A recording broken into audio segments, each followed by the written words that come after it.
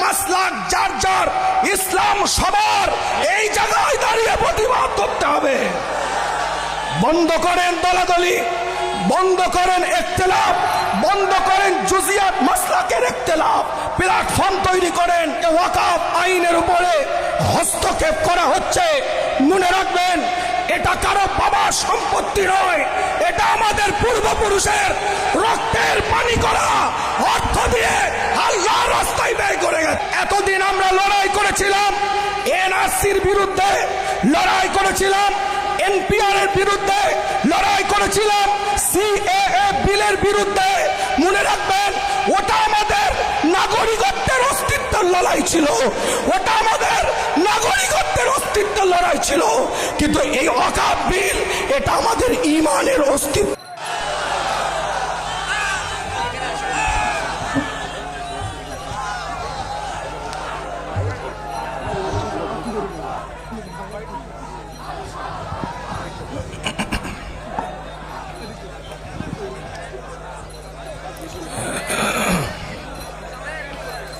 আসসালামু আলাইকুম ওয়া রাহমাতুল্লাহি ওয়া বারাকাতুহু। ইন্নাল হামদালিল্লাহ নাহমাদুহু ওয়া নুসাল্লি আলা রাসূলিহিল কারীম। আজকে আমরা মুসলিম পার্সোনাল ল বোর্ডের সভাপতিত্বে এবং পশ্চিম বাংলার বিভিন্ন সংগঠনের উদ্যোগে আজকে দলবদ্ধ হয়েছি কলকাতার রানী রাসমণি এভিনিউতে। যদিও সভাটা শহীদ মিনারে হওয়ার কথা ছিল, কিন্তু আজ রানী রাসমণি এভিনিউ আমরা দলবদ্ধ হয়েছি। মনে রাখবেন আল্লাহ পাক কোরআনের মধ্যে এলান করে দিচ্ছেন, লান তানালুল বিররা হাত্তা তুনফিকুনা মিম্মা তুহিব্বুন।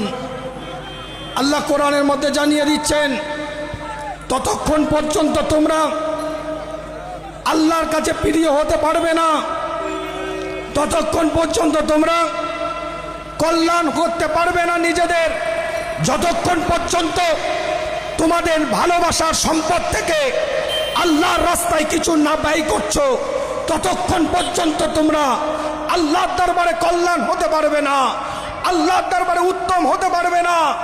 আজ ভারতবর্ষের যে ওয়াকফ আইনের উপরে হস্তক্ষেপ করা হচ্ছে, মনে রাখবেন এটা কারো বাবার সম্পত্তি নয়, এটা আমাদের পূর্বপুরুষের রক্তের পানি করা অর্থ দিয়ে আল্লাহর রাস্তায় ব্যয় করে গেছে। নারায়ে তাকবীর, নারায়ে তাকবীর। আল্লাহ নবী আল্লাহ রসুলের যুগে একজন সাহাবা এসে সরকারে কায়নাতের দরবারে, মদিনা দুলালের দরবারে, ইমামুল মুরসালিনের দরবারে এসে বলছে, হুজুর আমার 7টা বাগান আছে, 600 খেজুরের গাছ আছে। আল্লাহ নবী আল্লাহ রসুলের দিকে তাকিয়ে বলছে, হুজুর কি করব? হুজুর বললেন, তুমি আল্লাহর রাস্তায় দান করে দাও। উমর ইবনুল খাত্তাব রাদিয়াল্লাহু তাআলা আনহু তিনি হুজুরের দরবারে এসে, সরকারে কায়নাতের দরবারে এসে, মদিনা দুলালের দরবারে এসে বলছে, হুজুর আমি খাইবারের বুকে একটা সম্পদ পেয়েছি, সেই সম্পদটা কি করব? বর্তমানে যেটা সৌদি আরবের মধ্যে অবস্থিত খাইবার, এই খাইবারের বুকে একটা সম্পদ পেয়েছি, ওটা কি করব? আল্লাহ নবী আল্লাহ রসুল বললেন, তুমি আল্লাহর রাস্তায় দান করে দাও। ওয়াকফ এটা আজ থেকে নয়, আল্লাহর রাস্তায় কোন জিনিসকে পার্মানেন্ট ভাবে ব্যয় করার নাম ওয়াকফে লিল্লাহ। আজকে আমাদের পূর্বপুরুষ আমাদের এই সম্পদগুলোকে দিয়ে গিয়েছিলেন মসজিদের জন্য, মাদ্রাসার জন্য, মক্তবের জন্য, আপনার কিছু জনহিত কাজ করার জন্য। একটা হচ্ছে রিলিজিয়াস পারপাস, আর একটা হচ্ছে সোশ্যাল কাজ। এই দুটো কাজে এই সম্পদের আয়টা ব্যয় হবে। এতদিন আমরা লড়াই করেছি, আজকে জানিয়ে দিতে চাই রানী রাসমণি এভিনিউ থেকে এতদিন আমরা লড়াই করেছিলাম এনআরসির বিরুদ্ধে, লড়াই করেছিলাম এনপিআর এর বিরুদ্ধে, লড়াই করেছিলাম সিএএ বিলের বিরুদ্ধে। মনে রাখবেন ওটা আমাদের নাগরিকত্বের অস্তিত্বের লড়াই ছিল, ওটা আমাদের নাগরিকত্বের অস্তিত্বের লড়াই ছিল, কিন্তু এই ওয়াকফ বিল এটা আমাদের ঈমানের অস্তিত্বের লড়াই।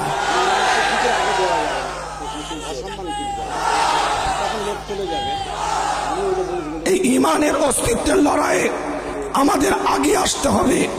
মনে রাখবেন, ছোট্ট করে কথাটা বলি, বিস্তারিত ব্যাখ্যায় আপনাদেরকে বক্তব্য দিয়ে আমি কষ্ট দেব না।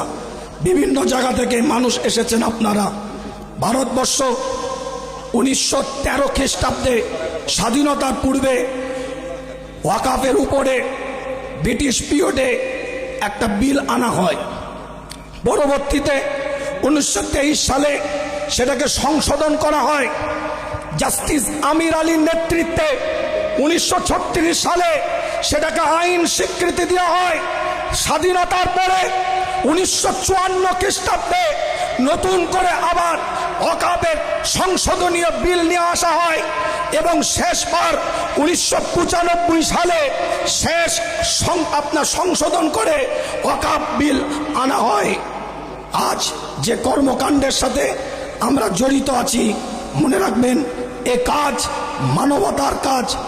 এ কাজ আজকে আপনার আমার নৈতিক দায়িত্ব, নৈতিক কর্তব্য বলে আমরা মনে করব, ঈমানি দায়িত্ব, ঈমানি কর্তব্য বলে মনে করব। আজকে আল্লাহ আমাদের সকলকে দলবদ্ধভাবে, একতাবদ্ধভাবে এক প্ল্যাটফর্মে দাঁড়িয়ে মাসলাক যার যার, ইসলাম সবার, এই জায়গায় দাঁড়িয়ে প্রতিবাদ করতে হবে।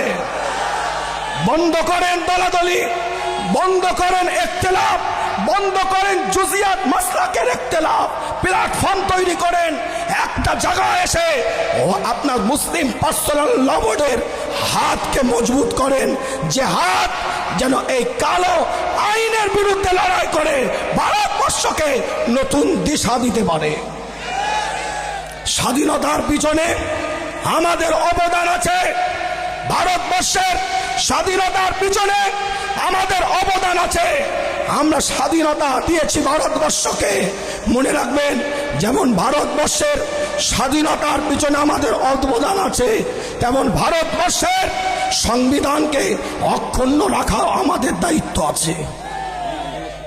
শেষ কথা বলে দিয়ে যাই, যেমন ওয়াকফ সংশোধনীয় বিলের বিরুদ্ধে আমাদের কথা বলতে হবে, ঠিক তেমন ভাবে রাজ্যের বুকে যে সমস্ত ওয়াকফ সম্পত্তি ব্যাড ইউটিলাইজ হচ্ছে, খারাপভাবে ব্যবহার হচ্ছে, যে পারপাসে ব্যবহার করা দরকার সেই পারপাসে ব্যবহার না হয়ে হস্তক্ষেপ করে ক্ষমতার পাওয়ার দেখিয়ে নোংরামি করছে, তাদেরও আমাদের বিরোধিতা করতে হবে।